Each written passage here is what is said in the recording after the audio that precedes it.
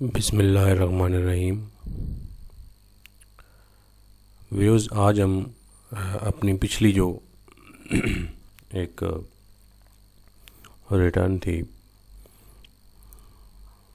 उसकी insurance agent की, उसको हमने दोबारा से एक अगली कैलकुलेशंस देखनी है जो टेक्निकल थोड़ी सी हैं मिनिमम टैक्स के हवाले से, कि जो मिनिमम होगा तो फिर उसमें क्या होगा। तो हम एक प्रपोजिशन लेके चलेंगे कि जब आप का टैक्स मिनिमम होगा तो उसमें क्या इफ़ेक्ट पड़ेगा। अगर आपका नॉर्मल टैक्स ज़्यादा बनता है तो मिनिमम एडजस्ट होकर फिर उसको पे करना पड़ेगा आपको डिफरेंस, और अगर आपका नॉर्मल टैक्स जो है वो कम बनता है तो फिर मिनिमम टैक्स जो है वही आपका पेड है, उसकी रिफ़ंड आपको नहीं मिलेगा। यानी कि मिनिमम टैक्स जो है वो एडजस्टेबल तो है, लेकिन उसको जो है ना वो एक आपने देखना है कि वो रिफ़ंडेबल नहीं है। और दूसरी बात ये है कि ये हम जो बात कर रहे हैं वो इंश्योरेंस एजेंट के इसके कॉन्टेक्स्ट में कर रहे हैं। अगर कोई और बिज़नेस है और उसमें उसकी मिनिमम वाली भी और नॉर्मल वाली भी इनकम है तो वो हम अलहदा से एक वीडियो इंशाल्लाह लेके आएंगे और उसका फार्मूला भी आपको बैक एंड पे समझाएंगे कि ये किस तरह से जो है ना वो कैलकुलेशन होती है, क्योंकि वो प्रोपोर्शनेट करके उसकी एट्रीब्यूटेबल जो इनकम है वो निकाल देता है। तो वो बहरहाल हम बाद में देखेंगे। अभी फ़िलहाल जो है वो हम ये कह रहे हैं कि अगर एक ही इंश्योरेंस एजेंट है और उसको हमने जो है ना वो इसके अंदर जो है वो लेकर चलना है, उसकी एक ही इनकम है कमीशन वाली, और वो सेक्शन 233 वाली जो इनकम है 8% उसका टैक्स कटता है, लेकिन वो नॉर्मल में भी उसको लेकर जाएगा और उसको फिर कंपेयर करके सिस्टम जो है वो कैसे निकालता है, ये आज का हमारा टॉपिक होगा। तो ये एक शॉर्ट सी वीडियो इसलिए बनाई जा रही है ताकि आपको आइडिया हो जाए कि किस तरह से ये कैलकुलेशन होती है। सबसे पहले आप जो है ना वो नॉर्मल इनकम टैक्स रिटर्न जो है वो उसमें आ जाएंगे। नॉर्मल वाला फॉर्म आप ओपन करेंगे और फिर टैक्स ईयर देंगे 2021 जो इस साल का है, और जो भी आपका टैक्स ईयर होगा जो करंट है वो मैं दे रहा हूँ। तो इसमें आपने ये देखना है कि सबसे पहले हम एक प्रपोजिशन लेकर चलेंगे कि हमारा जो है एक ये वाला जो इसमें हुआ है, हमारी जो रिसीट वैल्यू है वो 1 मिलियन है, और जो टैक्स इसके ऊपर 8% बनता है, जो सेक्शन 233 में 8% बनता है, वो हमने इसका कैलकुलेट किया है। तो 80,000 इसका डिडक्ट भी हो गया और टैक्स चार्जेबल भी आ गया। अब ये जो टैक्स है ये हमारा आ गया है उस हिसाब से। अब हमने ये देखना है कि इसमें अगर तो हमारी जो है ना वो इसमें कुछ एक्सपेंसेस भी हुए हैं, तो हम नॉर्मल के हिसाब से देख रहे हैं तो हमारी जो इनकम है, अगर तो वो हमारी इनकम जो है वो कम हो गई है 1 मिलियन से, और जाहिर है कि जब हम नॉर्मल में प्रॉफिट लॉस बनाएंगे तो उसमें हमारे कुछ एक्सपेंसेस भी डलेंगे, वो डायरेक्ट होंगे या इनडायरेक्ट होंगे या जो भी आपके कम्युनिकेशन चार्जेस हैं। ज़ाहिर है इंश्योरेंस एजेंट है तो उस हवाले से हम देखेंगे। तो वो आपकी जो इनकम है, अगर तो आपकी टोटली कमीशन की इनकम है तो फिर जो आपकी दूसरी इनकम आएगी नेट प्रॉफिट वाली या नेट इनकम वाली, वो आपकी 8,25,000 जो होगा ना वो आपका एट्रीब्यूटेबल इनकम कहलाएगी। और इसके ऊपर जो टैक्स बनेगा वो टैक्स ऑन एट्रीब्यूटेबल इनकम होगा और वो नॉर्मल तरीके से आएगा। और जो आपका ये वाला मिनिमम टैक्स है इसको फिर सिस्टम कंपेयर करके जो आपका 47,500 है 80,000 में से, वो आपका जो टैक्स है वो एक किस्म का ज़ाया कर देगा, वो रिफ़ंड में नहीं लेके आएगा। तो इसका हमने प्रैक्टिकल देखना है। मेरी गुजारिश है कि ये वीडियो आप ज़रा एंड तक देखिएगा ताकि आपको ज़रा समझ आ जाए कि ये कहाँ से किस तरह से कैलकुलेशन होती है। तो बाकी जो टर्नओवर के टैक्स, मिनिमम टैक्स को टर्नओवर टैक्स भी कहा जाता है, और इसके ऊपर भी हम बात करेंगे कि अगर टर्नओवर टैक्स है और फिर आपका नॉर्मल टैक्स है तो उसमें क्या होगा, और वो कैरी फॉरवर्ड वाला मामला जो है वो हम किसी और वीडियो में डिस्कस करेंगे। फ़िलहाल क्योंकि हम एक इंश्योरेंस एजेंट का देख रहे हैं तो इसमें हम चले जाएंगे बिज़नेस में, और यहाँ पर जाकर हम अदर रेवेन्यू में जा लेंगे। ये सिस्टम थोड़ा सा स्लो है नेट का। तो इसमें हम जब इसके अंदर डालेंगे, और इसमें ये याद रखना है कि आपने जो अमाउंट एग्जैम्प्ट हो या फिक्स्ड और फाइनल वाले में आती हो उसको हमने यहाँ पे लिखना है, क्योंकि कॉलम की जो सिलेक्शन है ये सही होगी तो फिर आगे जाकर आपने करना है। क्योंकि हमसे जो इसमें मिनिमम वाली नहीं आती। मिनिमम वाली जो है वो आपने नॉर्मल की इनकम को कंसिडर करते हुए लेकर जाना है, ठीक है।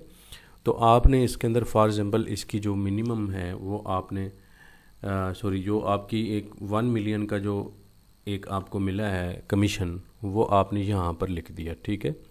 इसको आपने यहाँ पे जब पुट कर दिया तो ये आपका कैलकुलेट करके नॉर्मल वाले में ले गया।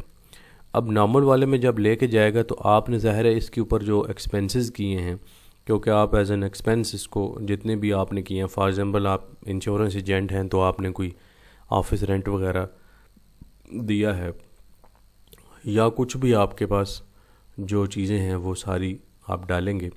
तो यहाँ पे आप लिख देंगे जी कि 1,20,000 रुपये मेरा इसमें रेंट है, जो भी आपका रेंट है वो आप दे देंगे। इसी तरह से आपने जो है ना वो कुछ ट्रैवलिंग की है या मेंटेनेंस एक्सपेंसेस हैं गाड़ी के, वो आपने किए हैं।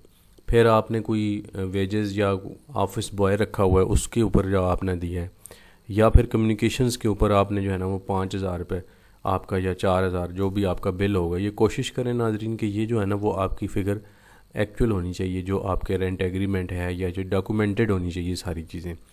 फिर इसी तरह से आपने कोई रिपेयर एंड मेंटेनेंस कराई है या आपने कोई प्रिंटिंग की है या क्लाइंट्स के साथ जो है ना वो आपकी कोई सप्लाईज़ वगैरह का मामला है, कोई आपने जो है ना वो चीज़ें ऐसी दी हैं जो फ़ोटोकॉपीज़ हैं या कोई ऐसी चीज़ें हैं, तो वो आपने इसमें लिख देनी है। इसी तरह से आपने कोई अपने पम्फलेट वगैरह या कुछ चीज़ें छपवाई हैं तो वो भी आप इसमें से कर सकते हैं। तो ये वो चीज़ें हैं। एक और जो ऑप्शन है वो हमारा ये है कि हम इसको यहाँ पर लेके जाएंगे, ठीक है। तो हम देखते हैं कि हमने टोटल जो एक्सपेंस है वो 1,75,000 यहाँ पे लिखा हुआ है, तो इसको हमने पूरा करके बाकी अदर्स में डाल देना है, ठीक है। हमने कहते हैं कि टोटल जो कुल मिला के हमारा जो बाकी है वो 50,000 हो चुका है। तो हमारा इस तरह से ये एक्सपेंसेस जो होंगे वो हमारी एग्जांपल में 1,75,000 रुपये हमारे पूरे हो जाएंगे। तो हम जब ये देखेंगे तो हमारा जो कंप्यूटेशन वाले टैब में जब आएंगे तो वहाँ पर जो है वो एक टैक्स निकलेगा, और वो टैक्स निकलेगा 8,25,000 रुपये के ऊपर, क्योंकि हमने जो है ना वो एक नॉर्मल टैक्स जो है वो बनाया है जो बिज़नेस के स्लैब्स हैं वो उसके मुताबिक ये 8,25,000 रुपये के ऊपर टैक्स बना रहा है, और वो बन रहा है नाजरीन 32,500, ठीक है जी। अब जो 32,500 है ये हमारा नॉर्मल टैक्स बन गया। लेकिन हमने ये भी कहा कि जो हमारी एग्जांपल थी उसमें ये है कि हमारा जो 8% के हिसाब से जो हमारे इंश्योरेंस एजेंट्स के तौर पे जो कटा है टैक्स वो तो 80,000 है। अब 80,000 जो है वो हमारा एक टैक्स कलेक्टेड है, तो हमने इसको जो है ना वो जाके अलग पंच करना है और फिर देखना है कि सिस्टम क्या करता है। तो इसमें देखिएगा कि अब आपके पास जो फिक्स एंड फाइनल और मिनिमम वाली जो इसमें टैब है उसमें आप जाएंगे और वहाँ पर जाकर आप देखेंगे कि वहाँ पर आपको 233 सेक्शन मिलेगा। तो उसमें आपने ये इनकम जो है ना वो डाल देनी है, और उसके ऊपर टैक्स भी जो है ना वो ख़ुद ब खुद ये कैलकुलेट कर लेगा। तो ये देखें यहाँ पर आपको ब्रोकरेज और कमीशन जो है ना 233 8% के हवाले से रिसीट वैल्यू जो होगी वो आपकी ये रिसीट वैल्यू है आपकी जो 1 मिलियन है, और इसके ऊपर जो टैक्स बनेगा वो आपका बनेगा 80,000 जो कलेक्ट हो चुका है, ठीक है। क्योंकि 8% के हिसाब से आप करेंगे तो वो 80,000 बन जाएगा। अब आपका वो क्योंकि कलेक्शन में आ चुका है तो इस वजह से आपने उसको देखा कि टैक्स चार्जेबल भी आपका 80,000 है, और जो आपका 1 मिलियन है वो रिसीट वैल्यू पर टैक्स कलेक्टेड भी आपका 80,000 है। अच्छा, आपका जो नॉर्मल टैक्स है वो और ये सारी चीज़ें कंपेयर कहाँ पे होंगी, तो आपने ये देखना है कि इसका डिफरेंस कैसे निकलेगा। तो अब ये होगा कि आपका जो दूसरा टैक्स था वो तो था उधर, तो अब आप ज़रा कंप्यूटेशन में आए तो वहाँ पर क्या कैलकुलेशन होगी। तो वहाँ पर आप देखें कि एक्चुअली तो ये आपका जो रिफ़ंड है वो बनना चाहिए ना, क्योंकि जो है वो आपका जो है वो ज़्यादा टैक्स पे किया हुआ है, लेकिन इसको रिफ़ंड की जगह पे वो difference of minimum tax chargeable में ले रहा है, क्योंकि आपका जो बाकी का टैक्स है वो मिनिमम वही है जो आपने हायर ऑफ द 2 टैक्सेस जो हैं वो जाएगा। अब आपने इसमें ये देखना है कि आपके पास जो है ना वो टोटल कितना इसका जो है ना वो डिफरेंस बनेगा और ये कहाँ पे आपको शो होगा। तो आप नाजरीन इसमें जाएंगे मिनिमम टैक्स के ऊपर, तो मिनिमम टैक्स की टैब ऊपर भी दी हुई है जहाँ पे डाटा अमॉर्टाइजेशन डेप्रिसिएशन यहाँ पर, तो यहाँ से आप देखेंगे तो वहाँ पर आपको ये कैलकुलेशन देगा। एक रिसीट वैल्यू है, जितने भी मिनिमम होंगे ना वो यहाँ पे आएंगे, अब ये कुछ वैल्यूज़ को यहाँ पे ख़ुद कैलकुलेट करनी पड़ती हैं, वो क्यों होती हैं वो हम अगले किसी टॉपिक में आएंगे, वो इंपोर्ट वैल्यू, क्योंकि सारी इंपोर्ट ज़रूरी नहीं है कि आपकी उसी साल में बिक जाएगी, तो आपको वो एट्रीब्यूटेबल इनकम खुद लेनी पड़ती है। लेकिन बाकियों पे जो है ना वो मिनिमम का ये आपने difference of chargeable, tax collected, tax chargeable, attributable income, tax on attributable, difference of minimum, तो ये सारा हमारा जो है ना वो इसमें टोटल जो है वो हो चुका है। और अब आपने इसमें देखना है कि यहाँ पे ऑटोमेटिकली उसने जो है ना वो ले लिया, क्योंकि मिनिमम टैक्स में जो सेक्शंस हैं वो जो फॉल करते हैं वो सारे मिनिमम टैब के अंदर भी मौजूद होने चाहिए। तो इस तरह से जो है ना वो 1 मिलियन आपकी रिसीट वैल्यू थी, टैक्स चार्जेबल भी वही था और टैक्स कलेक्टेड भी वही था, लेकिन आपकी जो एट्रीब्यूटेबल इनकम है, यानी कि आपने जो उधर से कैलकुलेशन की है वो उसके ऊपर जो एक नॉर्मल टैक्स बनता है वो ये है। तो अब आप 80,000 का जो नॉर्मल टैक्स है वो, और जो बाकी जो डिफरेंस ऑफ मिनिमम है वो आपका यहाँ पे उसने 47,000 किया हुआ है। तो हम आप देखेंगे कि 80,000 में से आप कैसे लेते हैं। तो आप देखें 80,000 जो आपका टैक्स है डिफरेंस कैसे आया ये। तो 80,000 में से यहाँ पे हम ले लेते हैं 80,000 माइनस 32,500, तो ये आपका 47,000 जो है ये एक किस्म का उसने क्या किया, मतलब 32,000 के अगेंस्ट 80,000 को एडजस्ट करके ख़त्म कर दिया और वो आगे नहीं लेके गया। तो ये एक छोटी सी वीडियो थी जिसमें आपने ये देखना है। बाकी जो है ना वो बाकी चीज़ें हमारी एक और जो वीडियो होगी या आगे जो है वो चलकर हम बात करेंगे, क्योंकि हमारा आज टॉपिक जो था वो मिनिमम के ऊपर था, तो हमने इसी को कवर किया है।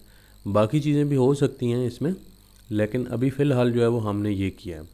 फिर हम इसमें आगे जाकर जो है ना वो ब्रोकर और उसकी अलग एक वीडियो बनाएंगे जिसके ऊपर देखेंगे कि वो क्या करते हैं, या जो नॉर्मल एक प्रॉपर्टी डीलर होता है या जिनकी क्रेडिट ट्रांजैक्शन जो हैं वो बहुत ज़्यादा होती हैं, तो उनका क्या करना है वो अलहदा से हम एक वीडियो बनाएंगे। ठीक है जी, थैंक यू वेरी मच। उम्मीद है कि आपको समझ आ गई होगी कैलकुलेशन।